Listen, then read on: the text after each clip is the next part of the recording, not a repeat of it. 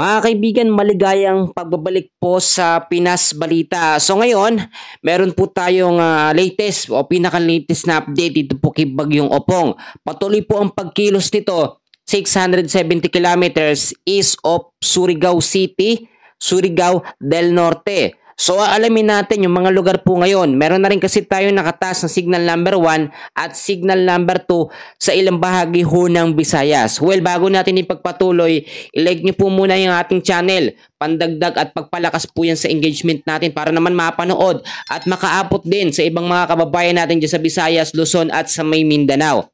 So ngayon, ang pinaka-lokasyon po ni Bagyong Opong, tulad na aking sinabi, 670 kilometers east of Surigao City.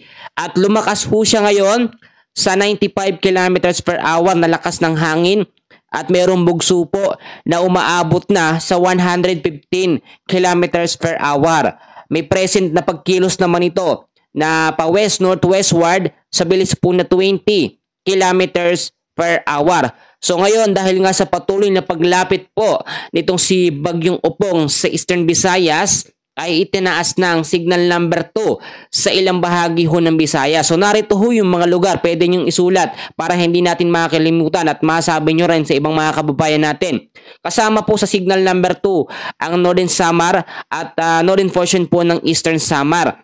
So ang signal number 2, merong warning lead time na 24 oras, may lakas o bilis ng hangin na 62 to 88 kilometers per hour. Ang signal number 1 naman natin, dito naman sa ilang bahagi ng Luzon, tulad na ang sinabi, Eastern Visayas, ilang bahagi ng Luzon ang kanyang matatamaan. So nakaka-apekto pa po ngayon yung trap o extension ng kanyang hangin, kaya itinaas na ang signal number 1. Sa Luzon ho, kasama sa signal number 1, ito pong Catanduanes, Camarines Sur, Albay, Sorsogon at Masbate. Sa Visayas din, nakataas ang signal number 1, yan po sa Samar, the rest po ng Eastern Samar, Biliran, northern portion po ng Leyte, kasama po dyan yung lugar po ng Tacloban City, yung mga lugar po na yan. Ang warning lead time naman natin sa loob po ng 36 hours at merong pong bilis ng hangin na umaabot sa 39 to 61 kilometers per hour. Though hindi naman ganun kalakasan, pero yung pag-uulan ho consistent o yung tinatawag natin na occasional rains. So aalamin natin ngayon yung mga lugar na susunod na kanyang madadaanan. Ipakita ko sa inyo yung tinatawag natin na track and intensity forecast. Ito ho yung tinatawag natin na area of probability. So ang ibig sabihin nun, yung pinakadireksyon na pupuntahan po nito nga pong si Bagyong Opong. Dati o kahapon ho ay na-monitor natin si Bagyong Opong sa pinakamalakas niya hanggang severe tropical storm category.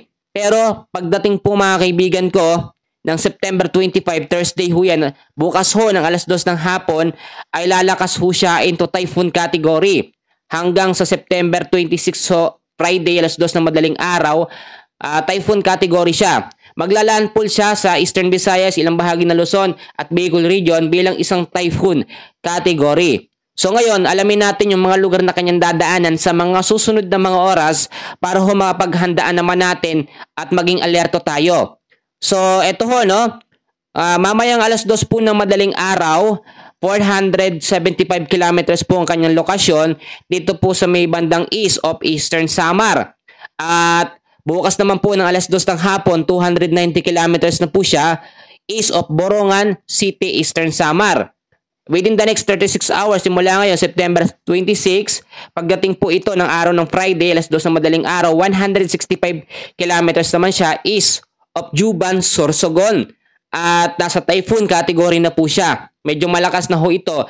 Ang typhoon category natin, nasa signal number 4, yung pinakamalakas niya ho, na posibleng maitaas na warning signal.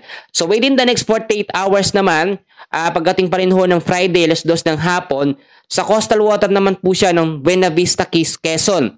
Diyan naman siya dadaan. At within the next 60 hours, pagdating naman po ito ng Sabado, alas 2 ng madaling araw, 225 kilometers west of Abukay, Bataan. So lalabas ng PARO, Philippine Area of Responsibility, itong si Bagyong Opong, pagdating pa po ng September 27, 535 kilometers west of Iba, Zambales. So maging handa pa rin tayo dahil nga po kahit po ito hindi man kasing lakas, ito nga pong si Super Typhoon Nando, Iba naman ang direksyon nito.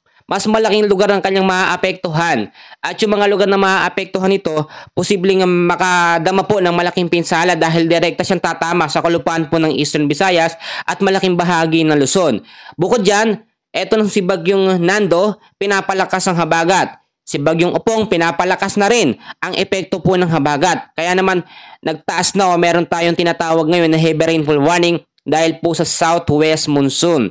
Ngayong hapon po, gabi hanggang bukas ho, ay meron tayong ina-expect na 50 to 100 mm sa dami ng pag-uulan sa may Zambales po, Bataan, at Occidental Mindoro. Bukas naman ng hapon hanggang sa Friday ng hapon, 50 to 100 mm sa dami ng pag-uulan ng ating aasahan sa may Palawan, sa may Antique, Iloilo, Guimaras, Negros Occidental at Negros Oriental.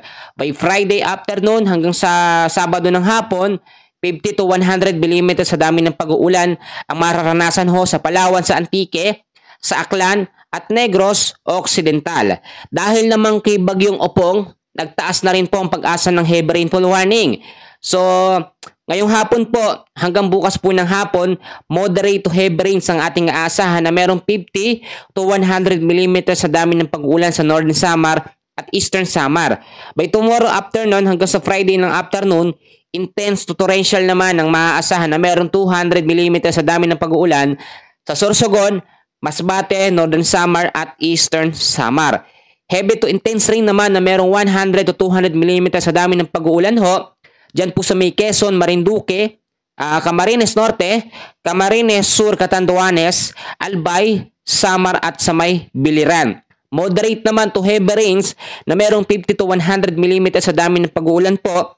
Diyan sa may Isabela, Cavite, Occidental Mindoro, Oriental Mindoro, Batangas, Laguna, Aurora, Romblon, Aklan, Capiz, Cebu, Southern Leyte. Friday afternoon hanggang sa Sabado ng hapon naman, merong heavy to intense rain na merong 100 to 200 mm sa dami ng pag-uulan ho sa Metro Manila, sa may Aurora ho, Bulacan, Pampanga, Zambales, Bataan, Quezon, Cavite, Batangas, Laguna, Rizal, Marinduque, Occidental Mindoro pa rin po, Oriental Mindoro pa rin po, Romblon, Camarines Norte at Camarines Sur. Moderate to heavy rains pa rin ho pagdating ng Friday ng hapon hanggang sa Sabado ng hapon. Diyan po sa may Albay, Sorsogon, Catanduanes, Masbate, Pangasinan, Quirino, Tarlac, Nueva Vizcaya, Nueva Ecija, Cagayan, Isabela at Northern Samar. Kung napansin nyo, napakadaming mga lugar na apektado nito nga pong si Bagyong Opong kasama etong si habagat or southwest monsoon. Maging handa tayo sa mga posibilidad na pwedeng mangyari dahil hindi basta-basta itong si Bagyong Opong. Kung si Bagyong Nando ay sa extreme northern Luzon dumaan at malaking bahagi ng Batanes, Cagayan, Babuyan Island ng kanyang direktang tinamaan, eto Eastern Visayas, marami at malawak po ang lugar na maaapektuhan nito. Kasama dyan ng malaking bahagi ng Luzon, ang Metro Manila. So, eto ho, no, kung titignan nyo, may mga update pa tayo sa mga pagbabago para dito kay Bagyong Opong. So, manatili kayo nakaantabay sa ating channel para next update, mabilis ko kayong mano-notify. Yan muna ang update natin sa ngayon. And please, huwag kakalimutan na i-like ang ating update. Maraming salamat po.